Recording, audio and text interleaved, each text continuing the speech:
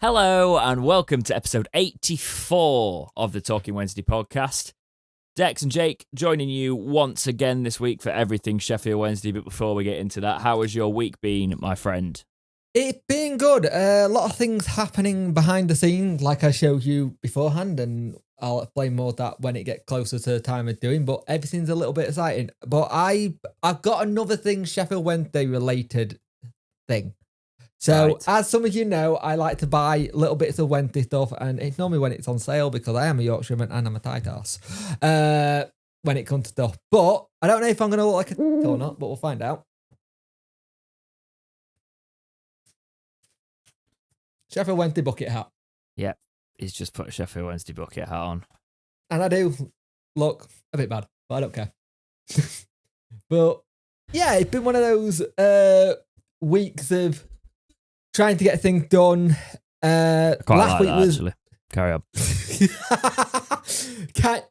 but we also had the great thing of my little second week at school comes back home ill, kind of thing. She comes back ill, so it's like she's bringing it all back, and it's back to them. But you know, you'll get this when you get older.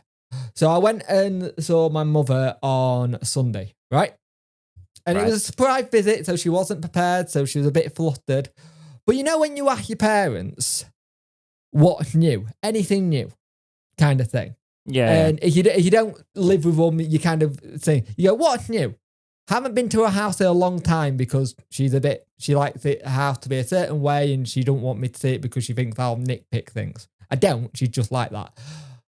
I'm used to being a blue door on the home I grew up in. And I get to my house and there's a PVC door that I'd never seen before. And I had to think, is that actually my mum's house? And my uncle, oh yeah, she got a new door. You know when I said anything new going on, that was something that would be anything new. Well, maybe she didn't need to bother you with it, Jake. Have you ever thought of that?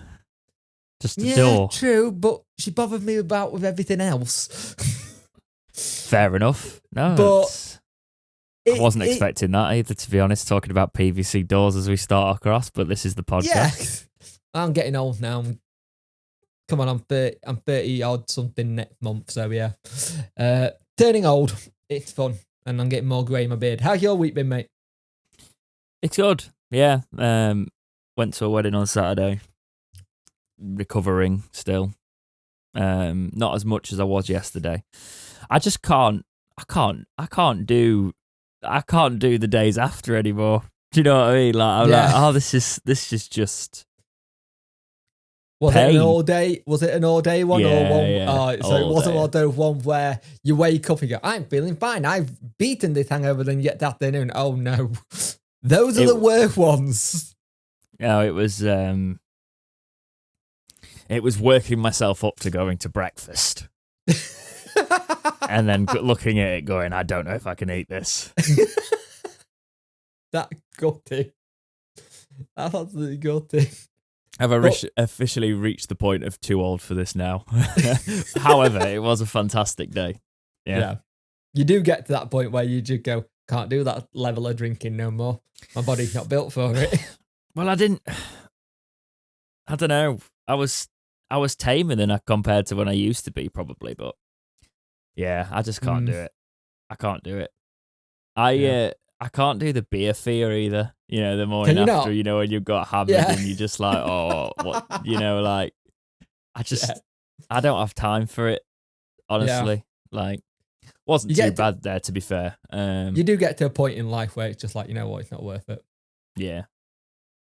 It really is. Didn't really stick my foot in my mouth there, I don't think. It was not that kind of vibe.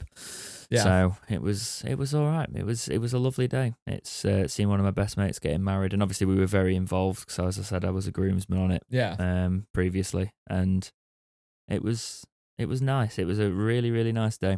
You getting to that point where a lot of your friends are getting married and having kids then? Yeah, pretty much. In your friend Everybody. group. Yeah. Yeah, it's always fun when that happens.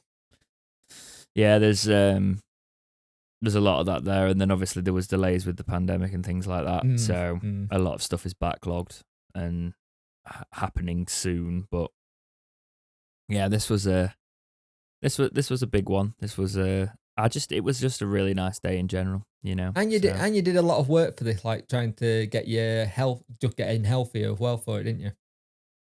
Not for this specifically, no. I've just been trying to get my health You've just back been on trying track to in get health general. on track. Yeah. Still on but track or not at the moment? Well, not if you asked me yesterday, no. But yeah, in general, like I'm looking after myself, obviously, for attempting to. Yeah, my voice has still got that. It's got like raspiness. Yeah, it's got that tired nature to it still. So, but I'm fine. I'm fine today. I feel completely normal today because I sort of got back yesterday, had a nap, and then chilled out a little bit. And Naps are didn't do fun. much. Played some video games when I actually felt like I could. And then, yeah, but to be honest, I wasn't as bad as I used to be because if I really had hit it hard, and I did, but not to the point of, I think I've learned not to mix now as I've got older. That's the secret. Yeah, if you mix, you're in a world of pain. Oh, no, yeah, completely. But this, I kind of did because I started on one, but I only had a couple of those and then I stuck to the same drink all night. And the plan was to sort of try a few different things, but luckily I didn't. I stuck to one drink. So it was just like a typical dehydration thing rather than, oh God, your insides are literally dissolving as you speak. So no, it wasn't too bad on that front. You mentioned video games, and before we start into the whole thing, the FIFA cards have come out for Wednesday. Go on. No, they haven't. What the Gov ones are for League One with Barry Bannon? Oh yeah, not all of them have yet. No, not yet. It's not. They're not all out yet. The database is slowly getting broached, but no, I don't really. Yeah, that'll be in the actual podcast probably. I'll probably mention that at some point there when they do officially get revealed. Probably not a news story today actually. Yeah, Bannon's card's out. They've downgraded him. It's a bit weird. They don't usually do a downgrade after they give a team of the season card, but it's almost as if they've just acted. So he was a 73 last year, and they've almost acted as if he didn't get that team of the season, and they've put into a 72, which is still joint highest in the championship. But I think it's because they brought Hurahan down and they didn't want to put they wanted to put them at the same rating. Yeah. So they're both 72. But I'm like, Barry Bannon got an 88 team of the season card last season, and you've downgraded him. Yeah. It was a bit weird. And the fact that him and Volks are the only two players in the top League One players means everybody else is sub 70 pretty much. Yeah. Which is not fantastic. I'll be interesting to see how playing that this year, how Deli Bashiro grows. I think he could be quite a good player to grow potential-wise this season. It depends if they actually do anything about it. The lower leagues get forgotten. It wasn't too bad when you were in the championship because you had a couple of those gems, but I don't know. I'm going to have a look at it. I'm intrigued with it this year because of the changes to player career and things like that, and trying something out a little bit differently, but I want to see more about it first before we go into that. But yes, I say at the top, it might be not as long as podcast as it usually is. It possibly could be, but we'll see today. It doesn't feel like loads has happened in terms of what could be a lengthy episode, but we will see on that front. But so yeah, let's get into the Talking Wednesday main news side of it. But no, we're not actually. I'm lying to you. We've got reviews. We've actually got reviews. Sound the bloody klaxon, right? Yep. So Christian James 01. I apologise if I've read this before, where you're getting it read twice, but this one popped up and it didn't pop up on our filter. But apparently this was like back in June that you left this. So you had left the podcast and you review, and I possibly read it, but it's getting read again. We've got another one, which is why I mentioned this, because the new one was what bumped me up and realised that that actually came through the net with this one. So Christian James 01 writes, great duo, great podcast, leaves a 5-star review on Apple Podcasts. The Talking Wednesday podcast is without a doubt one of the best parts of my week. A very considerate and fair look at all things Sheffield Wednesday on a week-by-week basis, hosted by two very entertaining mates, Dex and Punk. Thank you for all the laughs, guys. You've made many long commutes far better while keeping me up to date on the best club in the world. We're all Wednesday, aren't we? As I read that, I feel like I might have read it before, but there we go. Yeah. Thank you very much, Christian. That is appreciated. So, the one that has slipped through, and sort of like brought that back through on the filter is from Student Bob on Apple Podcast, and he says, leave us as a 5-star review and says, still the best. Reviewed this podcast when it first started, and it's still as good, if not better. I particularly like the structure that the two have developed, which allows them to speak freely and go off on tangents without getting boring as many podcasts do. Even with this introduction of the Scrappy-Doo character, in brackets, sorry Jack, doesn't detract from my enjoyment, which again is testament to the professionalism of the setup. Keep it up, lads. I can fully see that. Yeah. He got another nickname now. I can fully see that.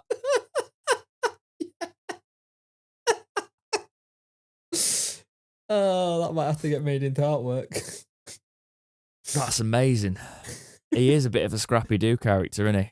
There you go, Jack. Thank you, Student Bob. That's given me a laugh. I like how when I refresh it, it says we have 3 ratings, when actually we have about 50.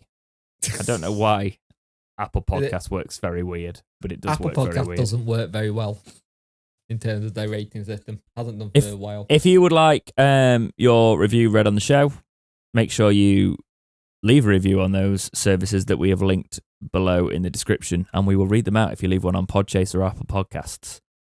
I'm always interested where people listen to podcasts as well, because I know a lot of people listen to them on their commute. Well, some people keep trying to claim this podcast on other podcast services. Oh, do they? And they don't realise they can't do that because they asked to go through 2 authenticity checks with myself. Right. Let's get into the actual news. Yep. So, Sheffield Wednesday played 2 matches since we last spoke to you. And the first one was a midweek game against Morecambe. Jake, talk us through it. This game against Morecambe, we huffed and puffed and we eventually got there, is the best way of talking about it. Had a lot of shots, made a lot of chances, but it was one of those games where you did feel like it felt like the last time we played Morecambe. Last time we played Morecambe, huff, puff, didn't work. They went up the other end, took a corner, got the goal, and they got away with all 3 points. This time, we had a bit more, there was a bit more bite to us. It felt better, if that makes sense. We didn't seem to shy away, and it was interesting. We had a change of system as well, 4 at the back, which was very interesting to see us do that, because we've not really seen that properly from Darren Moore. It was an odd formation, wasn't it, when we were all looking at it, trying to figure out what it was. Yeah. It worked. Don't get me wrong, it did work 100%. But to get Josh Windass going from a corner was fantastic. In his interview at the end, he turned around and said, I wasn't actually meant to be there, but I just went into that space anyway. By getting a goal by similar means. And I thought the goal by Smith, I think the link-up play with Windass, but the way Windass brought it down to him to just make it so it was an easier shot was superb. And there's a link-up play getting there, which is something you're starting to see. Now Smith is starting to get regular gains. There's a link-up play between Windass. There's a link-up play between Gregory. It's something we've not seen in a while, where we got a strong partnership forming there. It's not been there for a good couple of years, I don't think, where there's a consistency. That's where we've got to get good on it. Get the consistency with it. But it was a good game, and it's like 29 shots and 11 of them on target. The first half did feel like, is it ever going to happen, really, though? Yeah. When we were watching it, it took a while to fully get into the swing of it. Carry on. I also understand why a lot of people were saying it's only Morecambe, but we can only beat what's in front of us. I was surprised by how much negativity there were by some people on certain social media. It's like, yeah, but it's also, you're going to get games like a Morecambe where you expect to win, and when you do win, and you go, well, it's Morecambe, kind of, that kind of attitude. But these are the games last season we screwed up. We lost against Morecambe last season. Yes. There's a massive difference. You know, we played Morecambe, and it was one of those where we kept missing chances, but eventually the determination went through, and 2 goals from corners were the first 2. Barry Bannon corners. Yes. Wednesday don't score from corners, and they do 2 in the space of what was it, 20 minutes-ish? Yep. Interesting. And then Michael Smith's goal at the end was fantastic. Obviously, Shaw coming back to play against us as well. There was that photo. Yes, I know he'd run past him. Yeah, getting on the trick joke. of the camera. It was obviously just we get it. He didn't get a good reception either, Shaw. No, he didn't. Fans have got long memories, but we battered them, to be fair. Yeah. And their keeper at the end, I was actually praising their keeper all the way through the game because it could have been like 7 or 8. And he just said at the end of it didn't feel like a 3-0 game. And I was like, that was in your side's defence. Is it because it felt like it could have been a 7 or 8, mate? Because you kept stopping them. He was unlucky, to be fair. And that's what one of their fans were saying, very similar stuff to that, which is what makes it even worse for them. But yeah.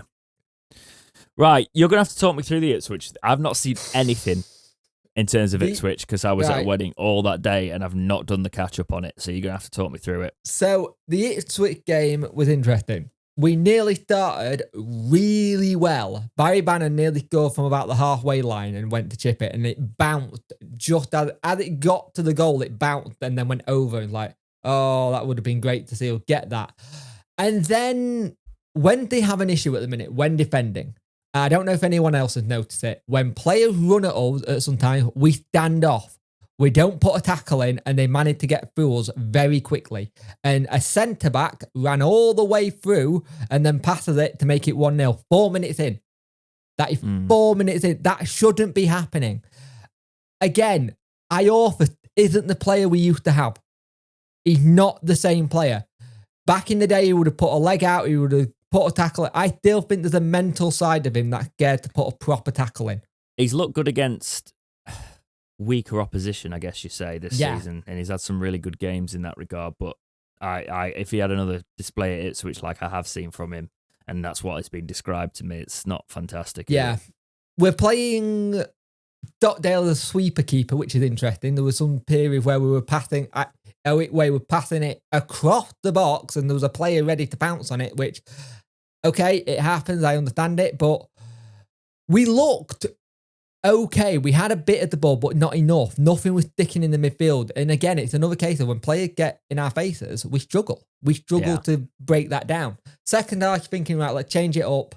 Let's try and do something. And they started very well again in the second half. And it's like their second goal was an own goal by Iorfa. Iorfa couldn't really do much. Ball comes in, he kind of stood there and it bounced off his inner thigh. To thigh knee kind of thing. And you're like, right, that's all done. Game. I can't see us getting back into this. But there is something about this Wednesday team at the moment that is different to most. It is, since we had to get rid of that hoodoo we had from coming from behind the year, I think it was the 2019 record, and then the one that was from like 2016 record, 6-year record. We got the ability to come back from games. Now, Reece James made a big impact here. Now, he's not started many due to either not being match fit yet or getting sent off. But he crosses with vital. Joe Byers, again, with another goal. Joe Byers is that goal-scoring midfielder we've missed for so long.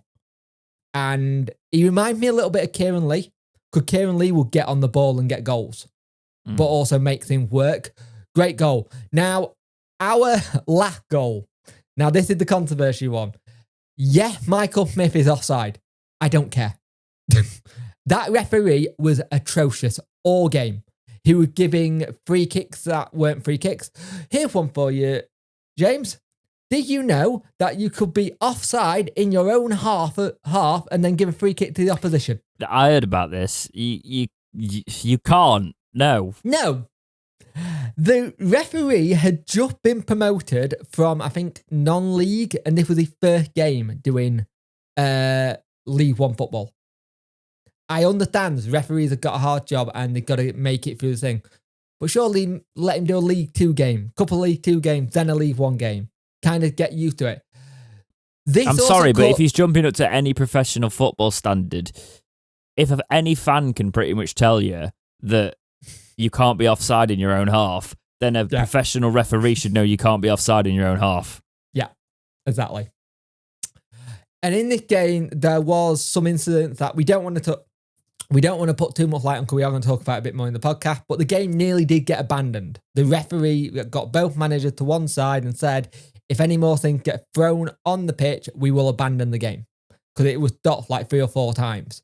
Now, if you're doing that, don't come to Hillsborough. Don't go to away games. It's not needed at the end of the day.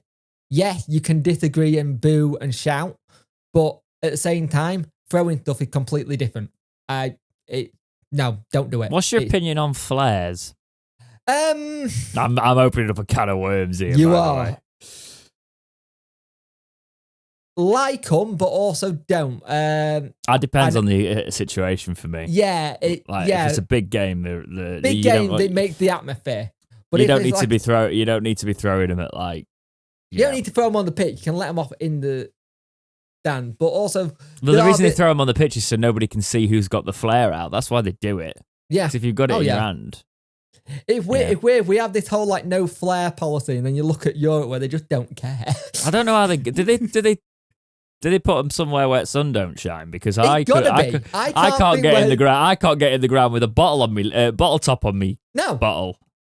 Yeah, it's either got to either be the put it where sun don't shine, so he lobs it over like a couple of days before. I think it's the budgie smuggling, aren't they? Yeah. But to get back into the game, 2-2 was fantastic. And I reckon if we did do another 10 minutes, we would have got back into it and probably won it. But Martin came on, looked good. No Wilkes again in this game. He didn't play any minutes. It's very weird that for me. Which is odd. I would have thought this would have been the perfect game to get him ready. Darren Moore has turned around and said that he's a bit away from being ready, but kind of game where you're calling for it, pace. Getting people in behind, like Josh Windass was superb in that game as well with some of the movement. Right. He was much better when he wasn't a striker. And I think this experiment of using him as a striker needs to stop. To be honest. Especially because we've got strikers now. Exactly. When I was seeing it, when I looked at it on paper, because obviously I was just checking the score, seeing where we were to get a point against the people at the top of the league. Unbeaten as well. I'll take it. Yeah. And I just didn't. I did see a bit of a meltdown, like, oh, we need to be ones that are the again, like unhappy with it. And I was like, what? It's a point against the league leaders. It's only September and the meltdowns have been very quick. It's because people think we should be bossing the league. And I understand there's that side of it, but when do Wednesday boss leagues? Never, not been something we've done for a long time. Like, that was match day 10 out of 46. There's a lot of games of football to come. Yeah. I just think the meltdown's been interesting this season because they started very early. It's not going to get any better. Got to keep performing. Right, let's go through the League One review then. So these are the matches that were midweek Tuesday night. Wednesday obviously beat Morecambe away from home 3-0. Ipswich beat Bristol Rovers 2-0. Shrewsbury beat Exeter City 3-2. Wycombe beat Accrington Stanley at home 1-0. MK Dons lost at home to Bolton 2-0. Plymouth beat Oxford 1-0. Portsmouth 2-0 against Burton. Cheltenham beat Cambridge 2-1 at home. Barnsley 1-1 with Port Vale there. Speaking to a Barnsley fan, I thought that was a good result, actually. I was like, you joking? Really? Yeah. Okay. Was quite drunk. Fleetwood beat Peterborough 1-0 away from home. Forest Green and Charlton drew 1-1. Lincoln beat Derby County 2-0. So Derby finding out the league isn't the easiest. And then we move on to the Saturday fixtures. Bolton and Peterborough finished 1-0 to Bolton. MK Dons beat Oxford United. MK Dons on the road there, 2-1. Derby beating Wycombe 2-1, so trying to bounce back. Portsmouth and Plymouth ended 2-2. Burton on the road, Exeter beat Exeter 2-0. Fleetwood and Charlton ended 1-1. Port Vale beating Shrewsbury 2-1. And obviously our 2-0 draw with Ipswich at home. Bristol Rovers 3 at home. Lincoln City 6. Bit mental, that one. Accrington Stanley 1, Cheltenham 0. Cambridge United 0, Barnsley 3 with a red card for Barnsley. Still managed to get the 3-0 win. Forest Green 1, Morecambe 2. So Morecambe bouncing back from us, beating them 3-0 in the week. So now the interesting thing about these league games, Portsmouth, Plymouth, and Wednesday, Ipswich. That's your top 4. All got 2-2 draws. Plymouth, Portsmouth got it late on to win, to get the draw as well, because Plymouth were winning that. It's interesting. It's already turning into a very, very tight League One table at the minute. And I think it can be a really good season, but there's some results in there you see, like Derby came back into that game versus Wickham, if I remember. Like MK Dons are right near the bottom as well of Oxford at the minute. Bolton, I know we're on level points now as well. So we could have done with a result. And it seems like Peterborough dropped off a little bit from where they started. I thought they would. You did say. I did say they'd be the team that would come down and take them a bit. But all in all, some good results there for us, to be fair, if you take away the Bolton one, but good week of football. Yeah, well, here's how the table looks now. So Ipswich Town is still at the summit with 21 points. Portsmouth in second with 21 points. Plymouth in third with 19 points. Wednesday in fourth still with 17 points, so 4 points off the top and second, respectively. Bolton in fifth, same points on 17. Barnsley in sixth, 14 points. And Derby County hits seventh there with 14 points. Lincoln City make the top 8, 13 points there. So it is tight up there, but we are going into match day 10, aren't we? So yeah, we haven't played 10 matches. One got postponed, Jake. I think that's why. Oh yeah, the Plymouth game. Okay, so let's get into the news. Yep. This is a statement that is from Sheffield Wednesday's website. It reads like this, quote, following instance at Hillsborough during Saturday's League One fixture between the Owls and Ipswich Town, play was delayed on a number of occasions due to objects thrown in the home stand towards the pitch. Sheffield Wednesday roundly condemn these unacceptable actions from a tiny minority of people who have undermined the good name of our club whilst putting into jeopardy the safety of our players, officials and supporters. Such actions will not be tolerated, and the club are currently in the process of conducting a thorough and robust internal investigation. For the avoidance of any doubt, any individual identified as having breached the EFL ground regulations and indeed the law will be sanctioned in the strictest possible manner, both by the club and the relevant authorities, end quote. Basically, just don't get yourselves into trouble. Stop. Yeah. And basically, that reads, if we find out it was you, bye-bye season ticket, bye-bye coming to matches. They've got to say this. It's not got as bad to a point where it looked like the match were going to get called off, but for all I've heard about Ipswich, it was getting there. So it was, yeah. It's one of those things. There's a certain level of how you behave and react and stuff, and that's not it. And the problem is, EFL always got a little bit of a target for. We don't want to give them any more ammunition. We're probably going to get fined. Yep. So that's going to help with financial fair play, innit? Woohoo! We do have a rowdy section of the fan base. I believe there's a line in there, but I'm also not the fun police. With throwing stuff, it's not really in there. Do you know what I mean? Yeah. So I'm like, you just made me think of something as well. Go on. You know, you're talking about how do you get pyros in? How does the lad who brings the heron in get it in? It's a good point, isn't it? Have you seen this heron? Yes. I don't know how that gets into games. Yeah. What do they do? Cuddle it like a baby? Like, well, I'd love... I'm coming with my child. I don't even risk bringing my camera in to do proper vlogs, you know? So it's like... Because I always think what happens if I get to the ground with, like, portable tripod and DSLR, and they go, oh, you can't bring that in. I'm like, well, what? Well, I'm not leaving it here, have I? I'm not going in there, have I? So, yeah. It got to be the baby. Maybe it's the baby way they're doing it. They're being the pirates. Look, I've got a baby. Yeah. It's made up of little different colour flares. Yeah. The fuck I'm going? So, yeah, we just need to, no matter how bad the ref is, let's not throw stuff at them. Let's just keep chanting how they're not fit to referee. That'd be the best way about it. The interesting, a lot of the things he was picking up were vapes. Yeah. So, obviously, Michael Smith on the score sheet a couple of times this week for Wednesday. He was speaking to the press, and it has been quoted here from Yorkshire Live, him speaking after the match at Ipswich.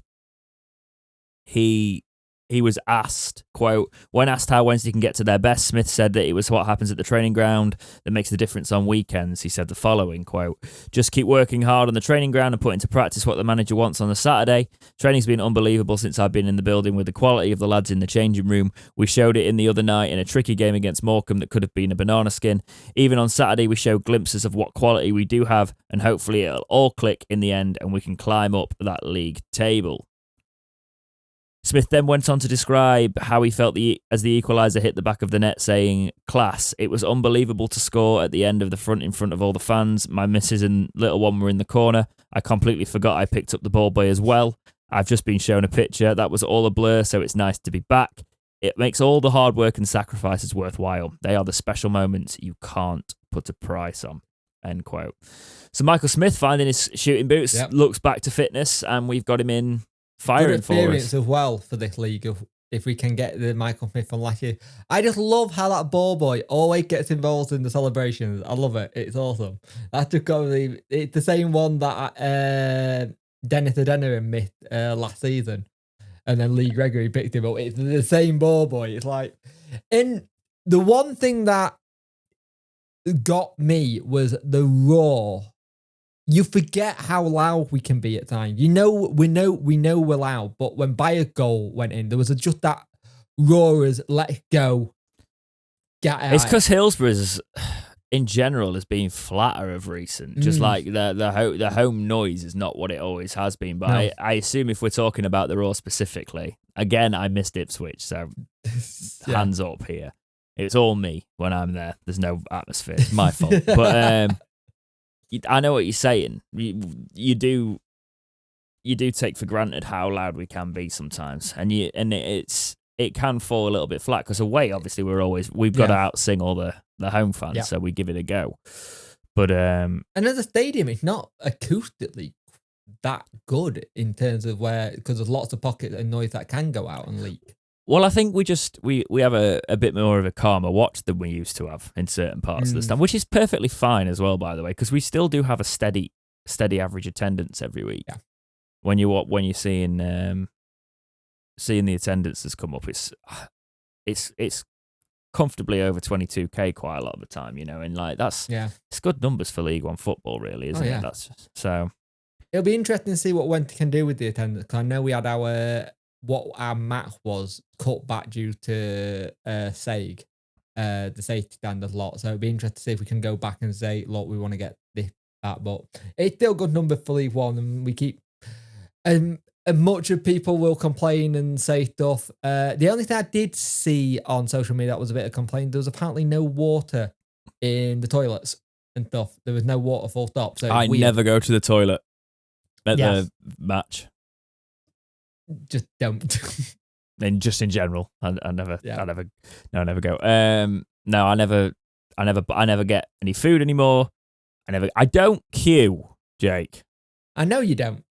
That's why you don't queue for shirts like I do, like an idiot. You leave that for me to do. I've queued one time in the last 4 years, probably, to a point where. Do we have to check your British citizenship? You do realize it's a requirement. Nah, mate, I've not got time for that. I stood. I went when they opened the London. This is really lame. When they opened the London Pokemon Centre, I stood and I queued for 8 hours because there'd never been one in Europe before. Fair enough. I didn't think I was going to queue for 8 hours. However, I had driven down to London to specifically go there and stayed the night. So when I got in the queue in the morning, I'm not shifting. I was like, I might as well stand all the way through. I think I queued for GTA 5, if I remember correctly. I think I queued for GTA 5. Well, I don't even. Yeah, no, I do queue a little bit when I'm standing and pick up like midnight release pre-orders and stuff like that. But I don't even do that often. That's anymore. The thing. That's the thing of the past. Unless there's a steel case version you want or something. Yeah. I think Red Dead 2 was the last one I did that for. Yeah, right. Yeah, might have been the last one I actually. I've lost count how many times I bought GTA 5. Yeah, that's how they get you. You see the GTA 6 leaks. Yep, and the real. They come out today and say they were real. So look good. Here's the thing. there's so many idiots on the internet that don't understand that this game is in the footage that was shown is in pre-alpha. Yep. They're testing game mechanisms. They're like, oh, why does it look so bad? Because they've not done the character models yet. Nothing is because done. they're This is testing mechanisms. That's how. I know people don't understand it, but it's not like Rockstar put it out places, is it? Yeah, it's like when they used to do E3 and it used to be, this is how good it is. It's like that rendered footage. Just remember that rendered cinematic stuff. That's not what the game's going to look like. Yeah, exactly. Anyway, back into the football. Yes. I blame you and Worko for this one. Yeah, it's probably our fault, isn't it? You bigged him up. So, there was an interview again with the media After the talking game. to Darren Moore about Mark McGuinness. Darren Moore said, and quote, "It's not good news. He's picked up an injury that we've had a scan on. The injury is going to keep him out for a few weeks. It's a strain, so we're disappointed to lose him for a game like today. It's a big loss. Hopefully it'll be 3 to 4 weeks. He'd have started today, but it's the first time he's had an injury like this. And what he thought was a dead leg was actually a strain." Jake, end quote. Not they didn't put the Jake part in there before I end quoted it, but they might as well have done, because the player that I said is just the one that we need in that team and he's solid and does his job quietly is injured. Yep. Of course he is. Yep. And this is why I wanted another defender bringing in, just in case. Like, Ben Hennigan is coming back to fitness apparently, but 3 centre-backs. Yep. We've signed this window. Injured. Yep. We've now got Iorfa and Inuitwe. I think that's it. If Ben Hennigan doesn't come back for the Burton game, that is it. So Liam Palmer, you might have to start doing centre-back role duty, or even Patterson. Yeah. Oh, God. Nah, I don't think he'll actually play Patterson there, as much as it'd be a laugh for me. But he's not good. It's a big hit. It's a big hit for us, really. He's that player that goes in there and it gives you that solidity. He just does his job without making a big fuss of it. Just missed him at the weekend. Him and Inuitwe have been really good when they played. Completely. It's going to be a massive miss going forward. Iorfa's going to need to find some form and fast. Either that or Hennigan coming back in. It's going to be a big thing for us. I think next league game, Wickham. No, it's Derby, innit? I'm lying. Might be Wickham. No, sorry, it is Wickham. It's because they last played Derby. I was getting that confused in my head when I was looking at the... Yep. I was looking at the not stats. Good. We need to make sure when we put the actual things in, we put the team in big letters before me, because I do just look at the words in front of me, and even if I know that's wrong, I will read it sometimes. Well done. Right. So, I don't want to talk about Mark McGuinness anymore because it's going to make me sad, because I'm sick of our centre-backs getting injured. Yep. It's like Famiao, he came in and had an amazing... But it is sounding like he could be back October, November time. Yeah, he's working hard, isn't he? He's trying his best. That's a positive. That's better than what I thought last week was around Christmas time. So there was a story about us. This was an Examiner about us leading the way in 2022 across all 4 divisions. So in terms of points or whatever it was, we were at the top. Don't need to really mention that one. There is quite a lot of Yorkshire Live stuff in here and Examiner things this week, so we will go on to this one. So this is a former player story. So we spoke about Massimo Luongo a little bit on his way out. There's been a little bit more of an interview with him, and this is taken from Yorkshire Live. So just to recap with you guys, Luongo put that cryptic message on Instagram we talked about when he said, "Have I?" when the club said he'd rejected a new deal. He told the Yorkshire Post the following, and quote, "It's an awkward one and not one I want to dwell into much detail because it's a great club and a club that have looked after me. But it was a bit of both in terms of the decision to leave. I wanted to give myself as much time as possible to make the decision. They didn't really want to wait, which is fair enough.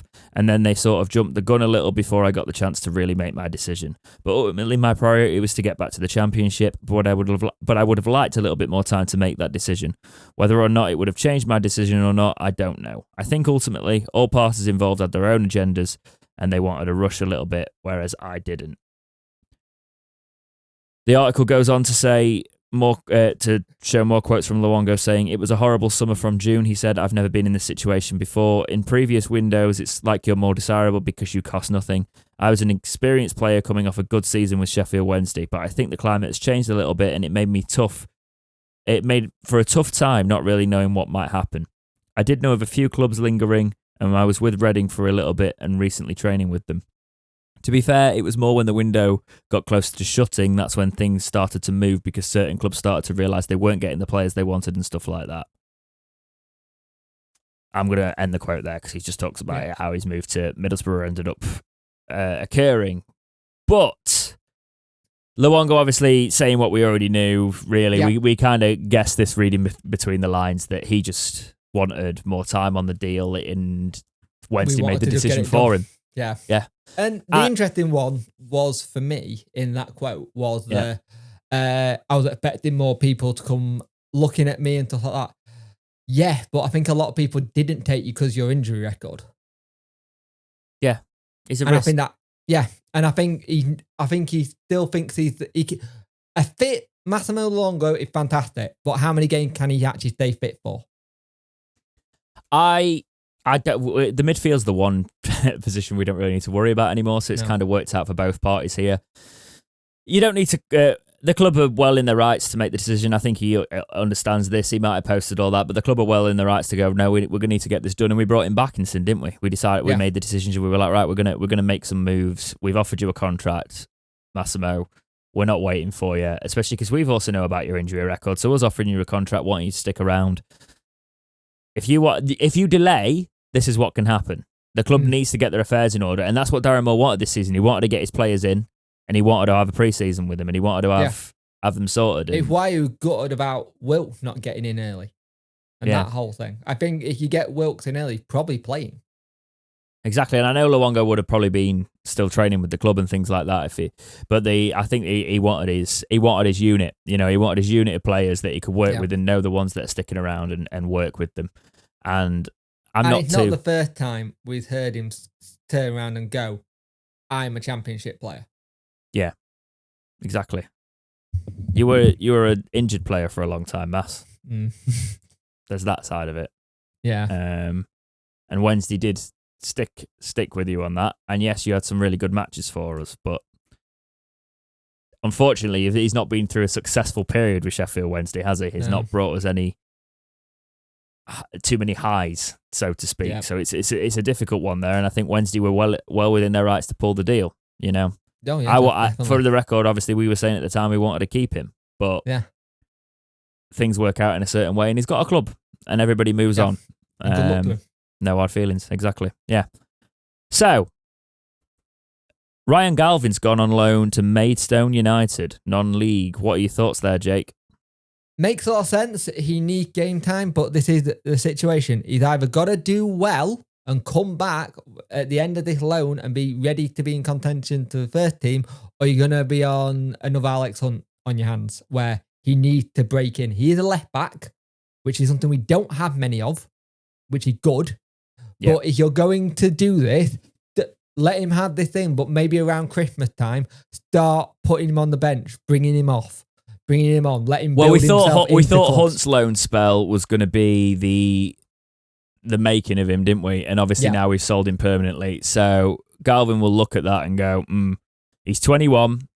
He's got a bit of time. He's got a bit of time on there. But when he comes back at 22, if he can't really kick on, it's one of those times where we know as a fan base and sort of where our academy works now that we possibly will sell him if he can't get into that team. So we're not doing ridiculously long loan spells with people by the looks of it. We sold Alex Hunt, and Alex Hunt's 22, isn't he? So it's nice to see clock's ticking, but it's good to see young players getting their deals out there. Yeah.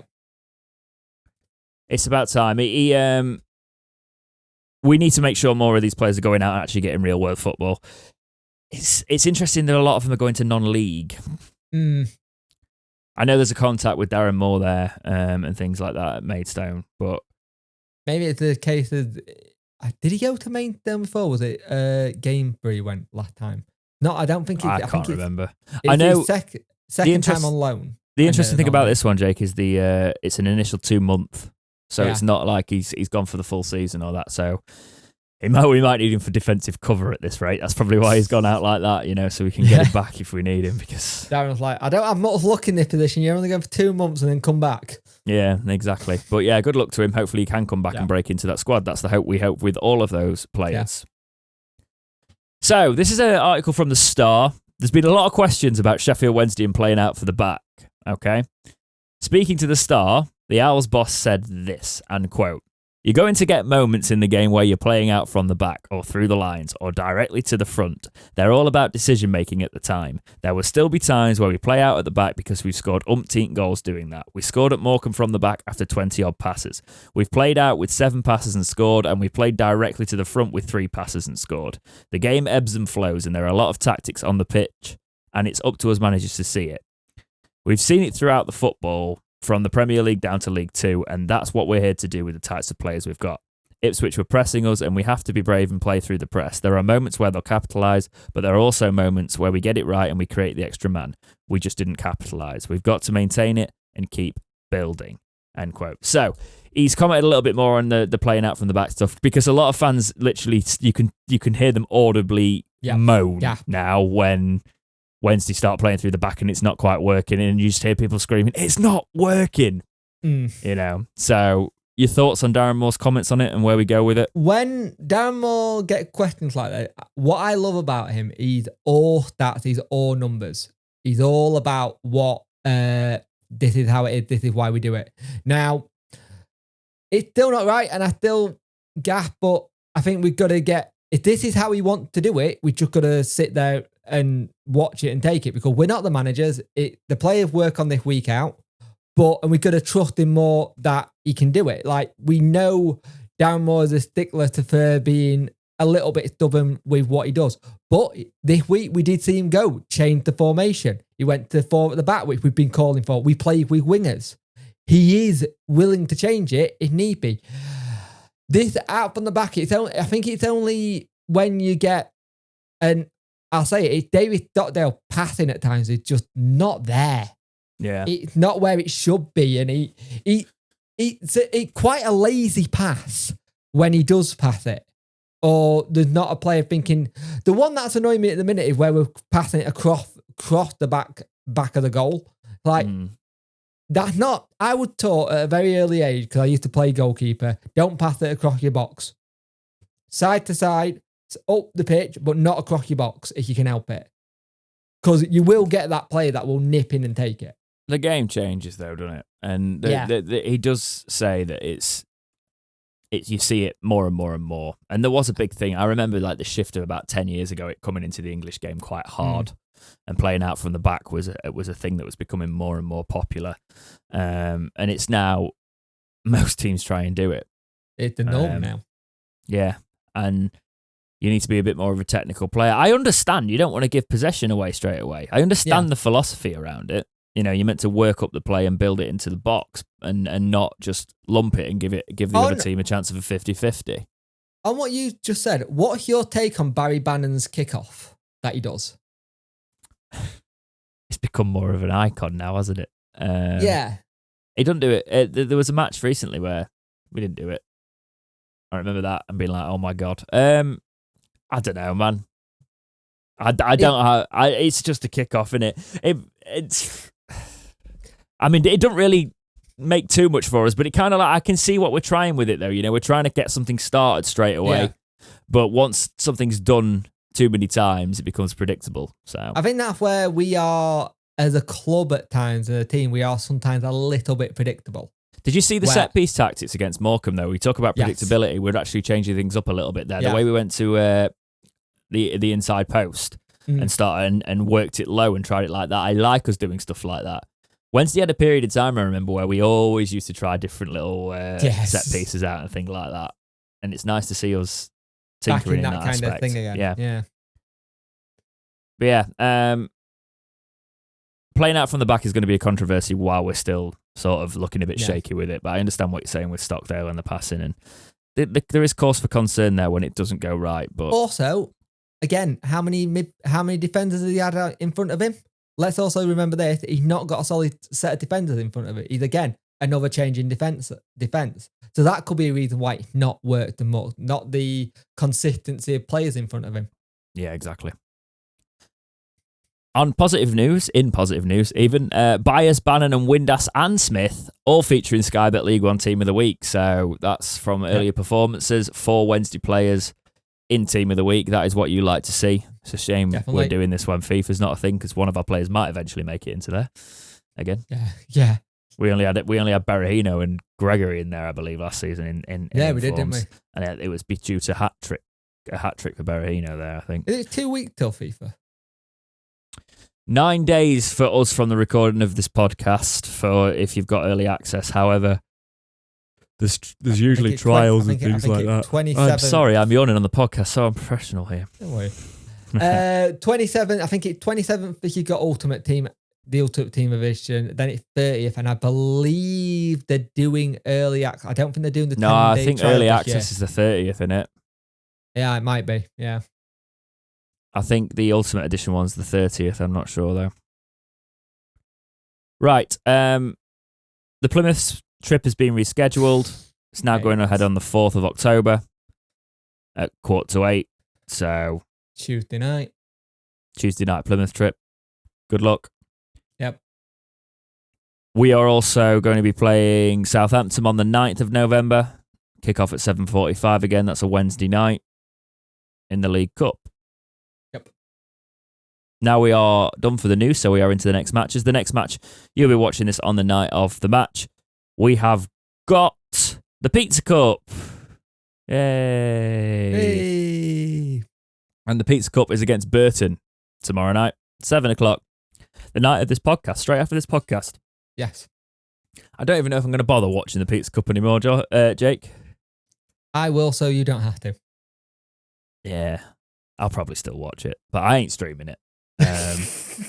Yeah, he put a gauntlet down for the competition this year. Yeah, I'll watch it if we actually progress in it, but you see the first round. Yeah. Wasn't fantastic. Wasn't great against Bradford, was it? No. I just think Burton are not doing very well in the league. They're actually bottom of the league. Yeah. No manager since sacking 4 points. Bank, yeah. So it's nailed on that they're going to beat us in the Pizza Cup. So we'll see what happens. Let's talk about the actual game that I care about this weekend. The league game this weekend for Sheffield Wednesday. Oh, Stockdale returning. It's a Stockdale derby. Well, he's not returning, is he? But Wickham come to Hillsborough. And they have got 11 points, 16th in League One. Wickham, kind of an iffy start to the season so far. They've got 7 points at home, 2-1-1 on that. Their away record is worse, though, 4 points, 1-1, 3 losses. So they've only won 1 and drew 1 there. And their goal difference is exactly 0. Their last match was at home against Derby County. They will be looking for a bounce back. We know how Wickham Wanderers play football. Now, I've been speaking to a Wickham fan. And or did play football. Go on. Yeah, and he said they're not the Wickham of last season. They do still do the time wasting, but the big architect was Stockdale by the sounds of it. And he said, we're not very good at it now. And they're on a massive rebuild this season. Like, the person who they could always rely on to score is now retired in Akinfenwa. So they haven't got that big beat. I know he was only coming off the bench, but he made score a lot of goals, though, did he? No, but he made it was his presence than anything. Yeah, you have to put markers on him. I get that. Yeah, but they are, from what a lot have said, they're not the same team this season, but they're one of the ones that could start to pick up the more games they play. I think this is a good opportunity for us to get a good win against them. And put a marker in down fairness, for ourselves. Akinfenwa, he got 5 goals and obviously he in 34 appearances, so it's not prolific, but he was 39 or whatever he was. I think they lost the defender 40. as well, who went to, I think he went to Aberdeen. I think they lost Stockdale. I think during the window they brought in 2 goalkeepers. So as a backline, they're rebuilding, and a lot have said they're not the same team as the couple of seasons because there was a lot of people in that team who was like, I'm ready for a change if we weren't going up. Yeah, I still don't fancy us when they come to Hillsborough because they just have a way of playing against us now. No, but can you imagine David Stockdale being on the ball going, "Oh, you want me to stand up?" Nah. Yeah, it is the time. It is the David Stockdale match, isn't it? But yeah, let us know what you think. How Wednesday are going to fare before that? It'd be interesting to actually see some predictions in the podcast if you're here early enough. It'll date it in the comments, but I don't care. Let's see what happens there. But that, Jake, is all I have got for this week's episode of the Talking Podcast. Anything to add? Just enjoy yourself. Keep warm. I think the temperatures are about to drop. Yeah, it was brisk when I got up for work the other day. It dropped the other day and it was horrible. So start digging out those big coats and stuff. But enjoy the football. Enjoy jumping around people. I recently had a friend of mine get not some good health news. So enjoy the people you're around and look after them. Yeah, philosophical from Jake as always there. I'm sorry to hear that, my friend. Yeah. But yeah, on a lighter note, it's going to be that time of season where we can all be basic people and have pumpkin spice in things and things like that. So if you are that basic person, like I like to try and transform into, then... You've got the hair. So. Yeah, exactly. We'll enjoy it. We'll enjoy the... His shampoo with L'Oreal, he's worth it. Yeah, I don't have air conditioning at the minute, so while I don't have air conditioning in my car, I will enjoy the fact. No, I've just done that. No. I've just done that summer of work without air conditioning. Yeah, so I'm quite happy that it's cooling down a little bit. Even though I do really hate when it gets so cold and you're getting up and you're like, you can just feel your fingers when you're opening car door and you're like, oh, this is horrible. But anyway, you just walk out and the breath is like, yep, it can be one of those days. This next month isn't usually too bad. It's the rain. I can't deal getting soaked, you know. I don't mind if it's just a bit cold because you can get in the car, put the heaters on. But yeah, it's the changing of the seasons, ladies and gentlemen. Yep. But that has been it for episode 84 of the Talking Wednesday podcast. Take care of yourselves, and we will see you in the next episode of Talking Wednesday. See ya.